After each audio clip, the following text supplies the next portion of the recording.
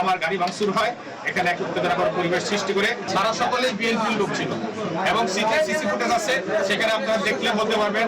আমি ইতিমধ্যেই এসপি সাহেবকে অনুরোধ করেছি এই সিসি ফুটেজটা কালেক্ট করার জন্য। আমরা আইনের আশ্রয় নিব এবং রাজনৈতিকভাবেও সেটা মোকাবেলা করব। জামায়াতের এমপির ওপর হামলার ঘটনায় উত্তপ্ত পূর্বধলার রাজনৈতিক অঙ্গন। বিএনপিকে দায়ী করেছে তারা। নেত্রকোনা ৫ জামায়াতের এমপি মাসুম মোস্তফাকে অবরোধ ও গাড়ি ভাঙচুরের ঘটনায় উত্তপ্ত পূর্বধলার রাজনৈতিক অঙ্গন। ঘটনার জন্য বিএনপিকে দায়ী করা হলেও ভিন্ন ব্যাখ্যা দিচ্ছেন প্রত্যক্ষদর্শীরা। নেত্রকোনা প্রতিনিধি সোহান আহমেদ কাকুনের তথ্য ছবিতে ডেস্ক রিপোর্ট। গত শুক্রবার নেত্রকোনার গিরিপথ পেট্রোল পাম্পে জামায়াত সংসদ সদস্য মাসুম মোস্তফার গাড়ি বহরে হামলা ও ভাঙচুরের ঘটনায় উত্তপ্ত স্থানীয় রাজনীতির মাঠ। এই ঘটনায় মামলাও করেন ওই সংসদ সদস্যের ব্যক্তিগত সহকারী। সেদিন রাতেই অভিযান চালিয়ে ৯ জনকে গ্রেপ্তার করে পুলিশ। অবশ্য এই ঘটনার পর তাৎক্ষণিক সংবাদ সম্মেলনে এমপি স্থানীয় বিএনপি নেতাকর্মীদের দায়ী করেন।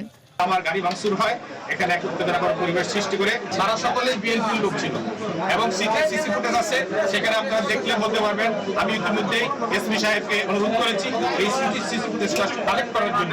আমরা আইনের আশ্রয় নিব এবং রাজনৈতিকভাবেও সেটা মোকাবেলা করব। 200-র বেশি সার্ভিস ও ফিচারে লেনদেনের সব বিকাশ অ্যাপে সম্ভব। এদিকে পরদিনই উপজেলা বিএনপির আহ্বায়ক ঘটনার তীব্র নিন্দা জানিয়ে দোষীদের বিচার দাবি করেন। ঘটনার সাথে জড়িত তাদের দৃষ্টান্তমূলক শাস্তি আমি চাই। আমি দুঃখ প্রকাশ করতেছি যে এটা কেন আমাকে এটার মধ্যে জড়ানো হলো। আমি তো এটার মধ্যে জড়িত না, আমি তো আউটদিন কিছু জানি না। এমন পরিস্থিতির মাঝে জড়িতদের বিচার দাবিতে জেলা শহর ও পূর্বধলায় বিক্ষোভ করে জামায়াত নেতাকর্মীরা। তবে অপ্রীতিকর ঘটনা এড়াতে বাড়তি নিরাপত্তা ব্যবস্থা নেয় উপজেলা প্রশাসন। পুলিশ আছে, প্রায় 66 জনের একটা টিম আসছে পুলিশের, যারা কয়েকদিন থাকবে পূর্বধলায়।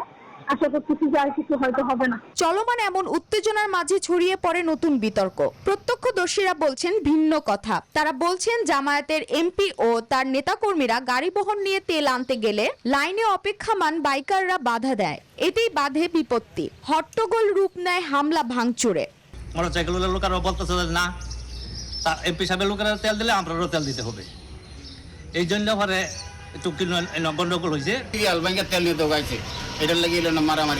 স্থানীয়রা বলছেন গুপ্ত শব্দ নিয়ে সারা দেশের মতো নেত্রকোনাতেও বিরাজ করছিল রাজনৈতিক অস্থিরতা। মুখোমুখি অবস্থানে ছিলেন বিএনপি ও জামায়াতের নেতাকর্মীরা।